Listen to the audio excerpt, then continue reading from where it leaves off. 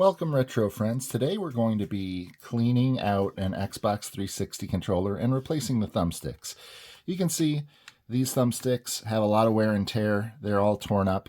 So what we're going to do is we're going to replace those and just clean this whole thing out, make it work like new. I did test this already, and it is fully working. There's no issues with it, other than it's grimy, it's dirty, and the thumbsticks need replaced. So we're going to go ahead and do that. So the first thing we need is we need to take the battery cover off. We're going to take the battery cover off. There's just a spring-loaded clasp there. Then the next thing we're going to do is remove the 7 case screws that hold it together. You've got 1, 2, 3, 4, 5, 6, and underneath this sticker is the 7th. You can just jam your screwdriver down through the sticker if you'd like, or you can remove the sticker if you'd like to replace it later. I'm going to go ahead and attempt to remove this sticker. Sometimes you have varying results with these. Sometimes you can get the stickers off easily. Sometimes they don't look very good by the time you're done, but I'm going to see if I can grab the corner with these tweezers.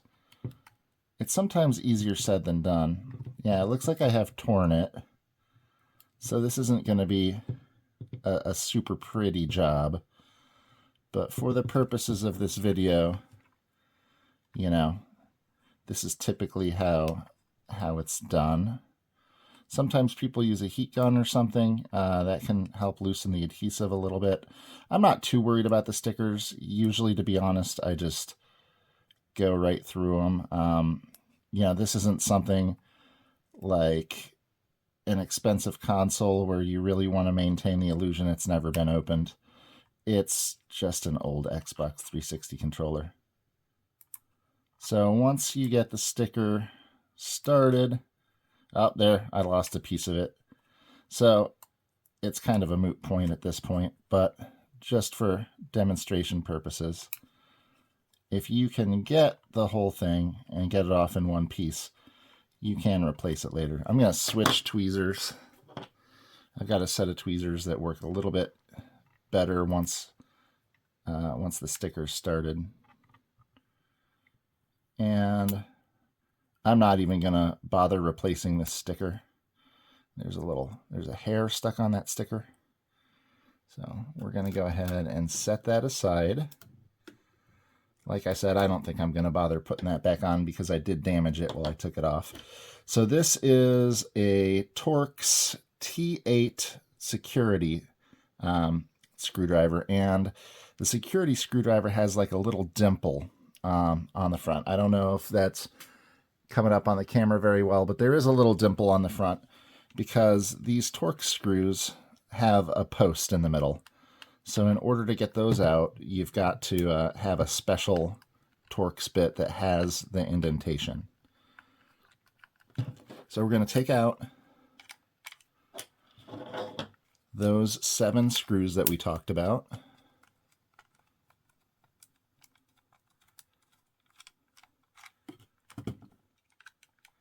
This is where somebody with editing skills would probably take this out of their video. Because it's a little bit tedious to watch someone slowly do 7 screws, but I'm not much of a video editor, so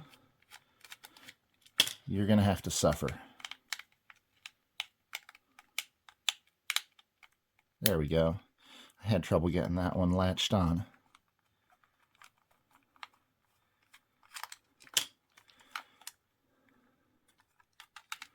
So we've got almost all the screws out now.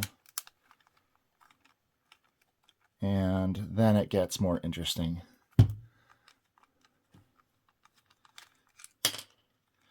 All right, so I'm just going to kind of set these screws to the side because I no longer need them. And it's easiest to do this from the back side.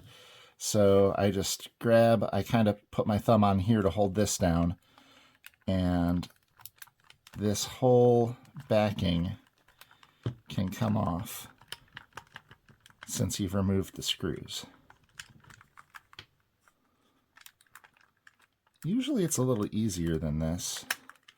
I'm kind of stuck today. There we go. And as you can see, there is dirt and grime, especially near where the triggers go. There's dirt and grime all over the back here. We're going to clean that all up. I'll probably do that off camera. Now the next thing is this board just comes out. These lift out.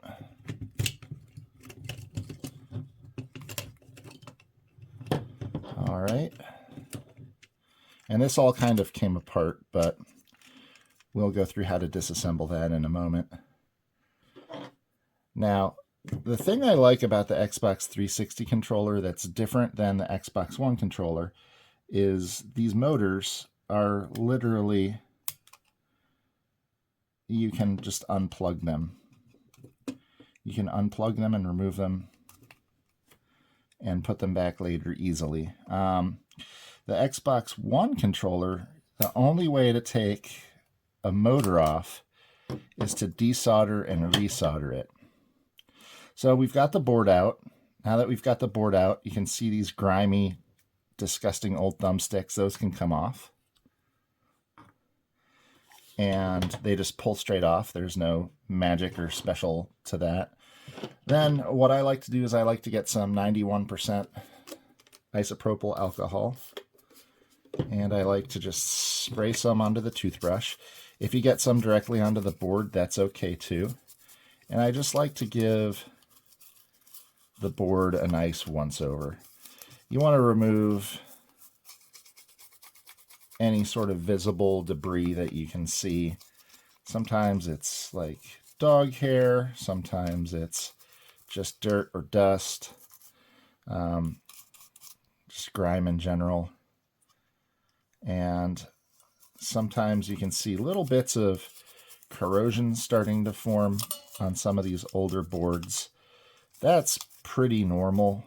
Some of these controllers have been out in the wild for almost 20 years. These black ones probably came with the Slims, and yeah, so these aren't maybe quite as old, but you do sometimes see some corrosion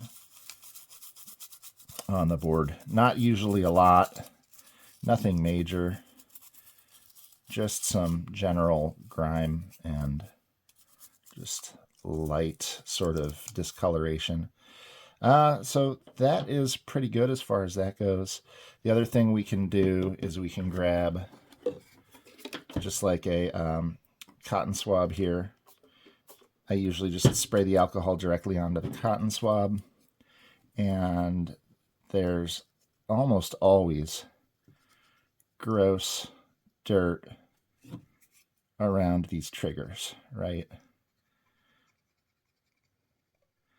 It's the gift that keeps on giving. So when you get used controllers from people, you don't necessarily want to deal with the grime that they put on these controllers.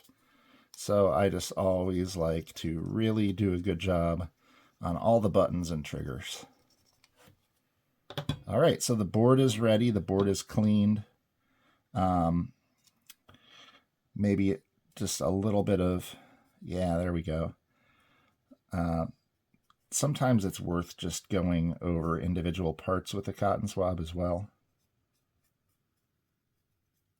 because the toothbrush doesn't always get everything, and it doesn't have to be perfect, right? We're just going for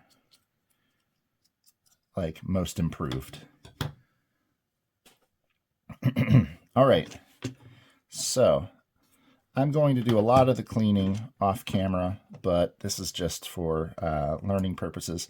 So these two rubber pads come off, right? You're going to want to save those. You need to clean those individually. I usually just spray alcohol into a paper towel and go over those that way.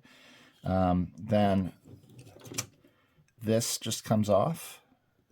Sometimes this comes off as two pieces if it's separated. This is still together. You can see this does come apart, right? I don't always take that apart to clean it because there's usually not a lot of dirt between those two parts, but if you have dirt in those areas, you can do that. So I'll set that aside for now.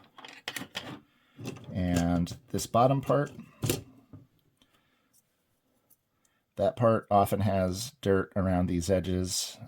Any place that it clasps together gathers dirt. So any place the two edges of the shell, you need to pay some special attention to those. And then if you want to just turn it over, oh, those buttons all fall out. These will all need cleaned. You can see these all have dirt and sort of crust on them. So that all needs to be cleaned. You can just do that with a paper towel and some rubbing alcohol, some isopropyl alcohol. I recommend getting the lowest percent water, so the highest percent isopropyl alcohol you can find. In my case, I tend to use the 91% because I can just buy that at any sort of drugstore or grocery store.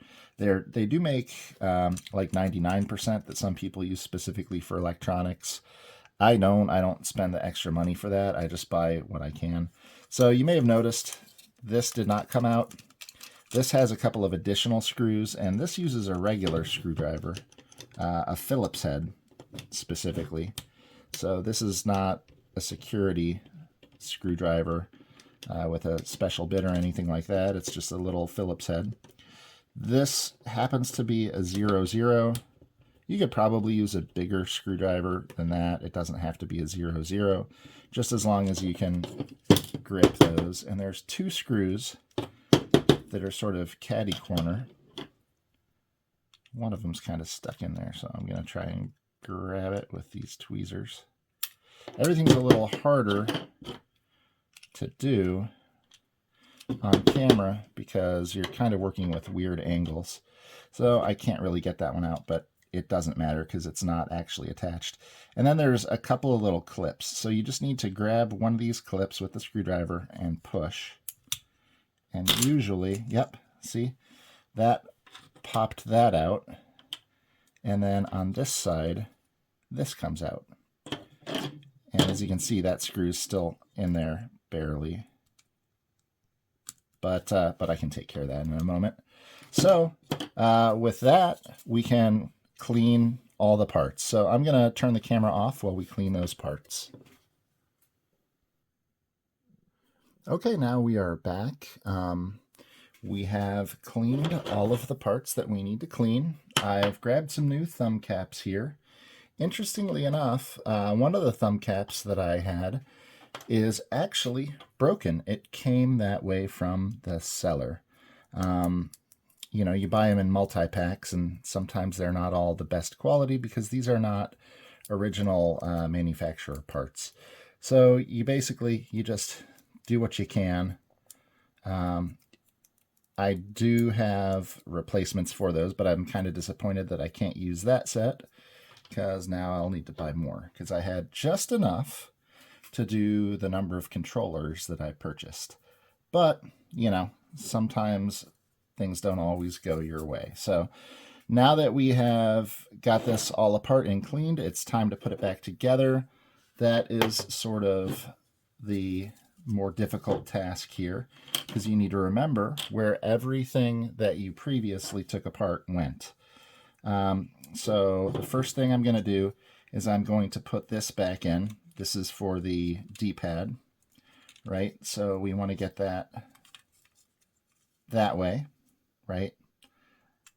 And there's two little guides that show you where that goes.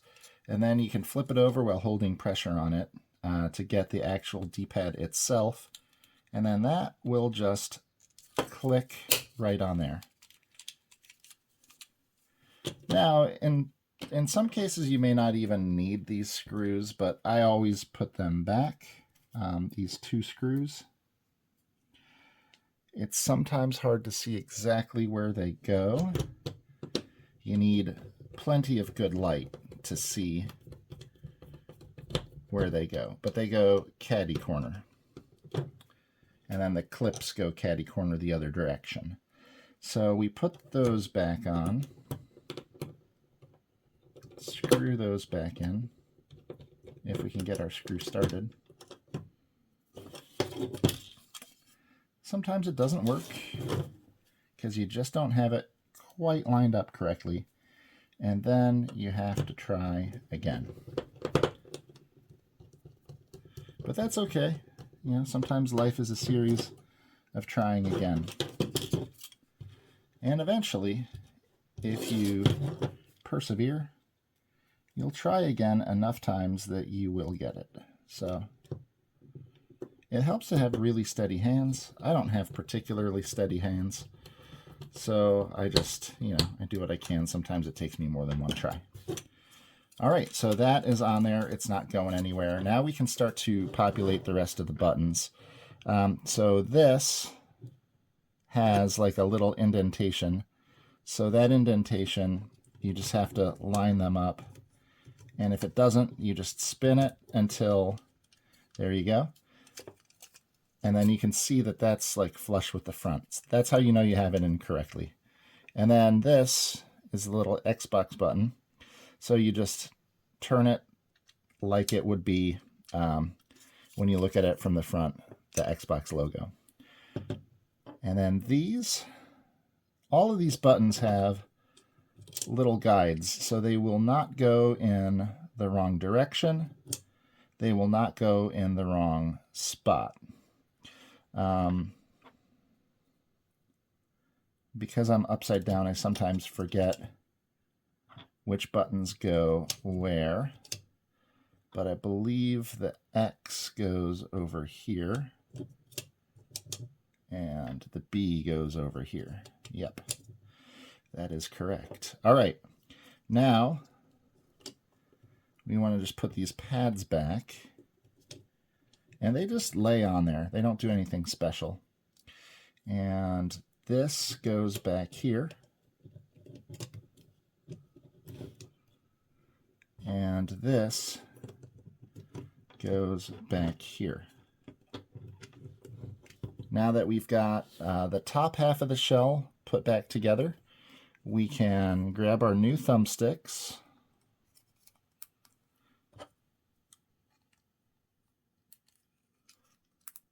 Right, the thumbsticks themselves are not replaced, but there's no stick drift. I tested them. These are just the thumbstick caps, if, to be correct. So then this just sort of drops in here. And sometimes this part can be harder. And then you have to push down because this post needs to come up through a little bit. These are exactly flush, these two. This post needs to come up. And then if you flip it forward, you can see this is all the way down, and this is all the way down. So that's how you know you've got those in correctly.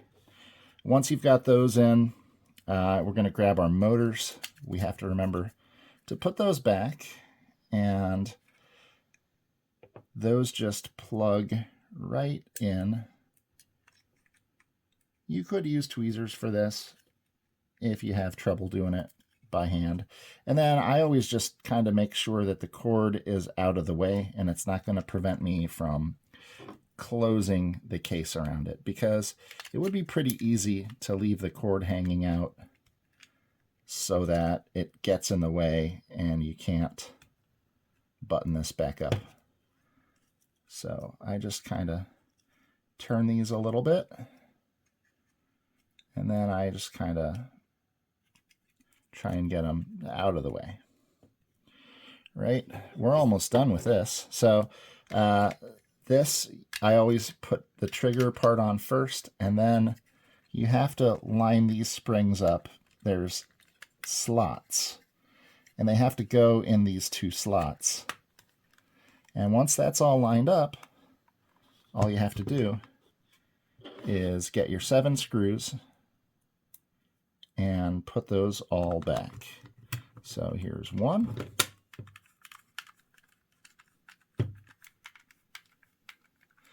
I always do that middle case screw first. I don't know why. It's just the way I do it. You can see there's a little bit of corrosion on these screws. It's not too bad. You could probably separately go through and clean those. I'm not going to do that.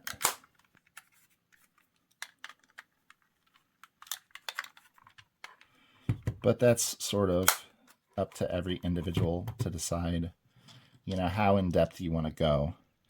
I just want to get it not grimy. I want to get all the buttons moving. I want to get the inside cleaned out so there's not a lot of gunk there. And I can see as I look at this that there is a little bit of dirt still in the, like, where it says R1, R2, LR, or L1,